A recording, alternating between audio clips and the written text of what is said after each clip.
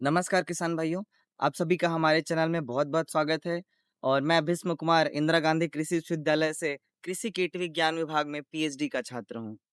साथियों, आप सभी का बार-बार एक फिर से क्वेश्चन आ रहा था, बार-बार आप सभी किसानों के मन में सवाल आ रहा था कि सर पेनिकल माइट का दवा बताओ, पेनिकल माइट से हमारा खेत बहुत ज़्यादा त्रस्त है, हम क्या करें?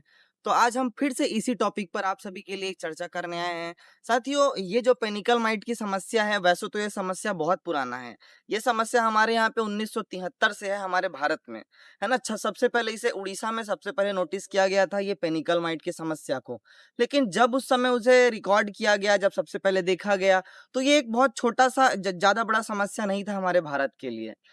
लेकिन धीरे-धीरे वक़्त बीतता गया, उस माइट के लिए हमारा जो पूरा वातावरण है, बहुत अच्छा एक फ़ेवरेबल कंडीशन या अनुकूल वातावरण बनाता गया और आज हम देख रहे हैं, माइट की जो समस्या हमारे भारत में जितने भी धान उगाने वाले राज्य हैं, धान उगाने वाले राज्य जैसे लगभग जैसे छत्तीसगढ़ एक सबसे पहले नंबर में है, वेस्ट बंगाल जिसे पश्चिम बंगाल कहते हैं, उत्तर प्रदेश, बिहार, है ना?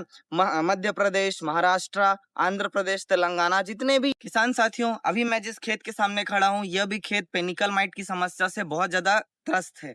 यहाँ पे भी लगभग बालियाँ हैं, उनमें बालियों का जो रंग है, वो हरा से क्या हो चुका है, मैं जिस कलर का कपड़ा पहना हुआ हूँ, कत्था कलर का हो चुका है, पर्पल कलर का, है ना? मतलब अर्थात रंग बदलना शुरू हो चुका है। ये जो पेनिकल माइट की समस्या है, उसका असर शुरुआती दौर पे तनों पे रहता है। मैं पास से आपको तने को दिखाने की कोशिश करता हूँ किसान साथियों। जैसे जो आप तना देख रहे हैं, है ना?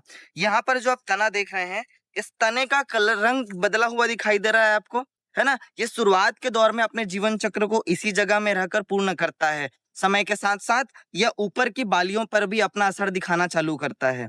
ये बालियों में अपना रंग दिखाता है जब बाली दुग्धावस्था में पहुंच जाए। अभी लगभग जो किसान के यहाँ जो खेत हैं, उनमें बालियों में दूध भराने का समय है।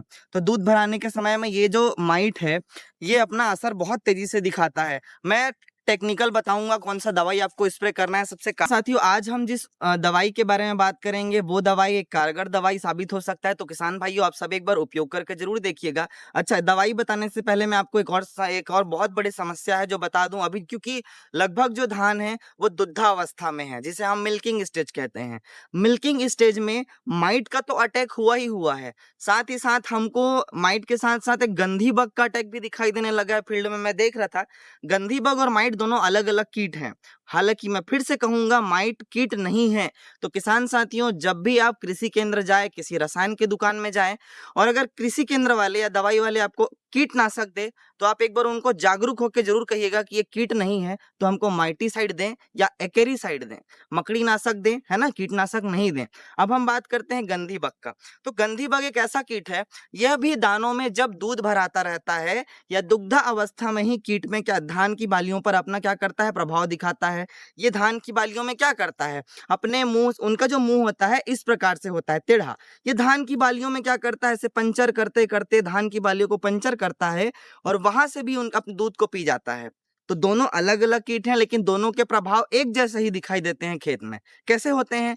दोनों के, जब माइट बोलो या गंधी बग बोलो, जब दोनों का अटैक होता है, खेत में क्या होता है, बदरा की समस्या, जिसे हमारे छत्तीसगढ़ में कहते हैं बोदरा, है ना? उसी को इंग्लिश में कहा जाता है चैफी ग्रेन्स। तो ये चैफी ग्रेन्स अर्थात दाने तो बनेंगे, लेकिन दानों में बिल्कुल भी दूध नहीं भरता है। ये दोनों एक जैसा ही सिम्टम दिखाते हैं। किसान साथियों, अब जैसे हम इनके उपचार के बारे में बात करते हैं, जैसे केमिकल के बारे में बात करते हैं, तो बहुत अच्छे केमिकल हैं, मैं इनके बारे में बताता हूँ। आइयो है किसान साथियों, पहला जो दवाई है इसे मैं कहूँगा फेनपैरोक्सिमेट। फेनपैरोक्सिमेट, फिर से फेनपैरोक्सिमेट 5% ईसी, यह एक दवाई है। दूसरा जो दवाई है जिसे हम कहते हैं स्पायरोमैक्सिफेन, ये 22.9% एससी का आता है। तो ये दो दवाइयों को मैं साइड में यहाँ पर आपको लिस्ट दिखा दूंगा, ये दोनों दवाइयों को आप एक बार उपयोग करके जरूर देखिएगा, है ना? और कोशिश करिएगा किसान साथियों, इनका जो लक्षण है वो शुरुआती दौर पर तना में दिखाई देता है। मैं आपको फिर से दिखा देता हूं।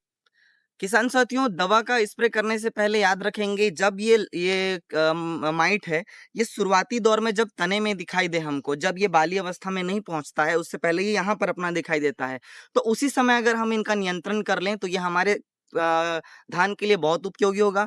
इस अवस्था में आने के बाद इनको नियंत्रण कर पाना थोड़ा मुश्किल होता है क्योंकि अपने जीवन चक्र को पूर्ण करने की अवस्था में होता है। तो किसान साथियों, इस प्रकार से जानकारी के लिए आप सभी से मेरा आग्रह है, हमारे चैनल को लाइक कीजिए, सब्सक्राइब कीजिए और आप सभी ज़्यादा से ज़्यादा प्रश्न पूछें ताकि मैं भी इस पर वीडियो बना सकूँ, आपके सवालों का मैं जवाब दे सकूँ। तो आप सभी का सादर अभिनंदन, नमस्कार।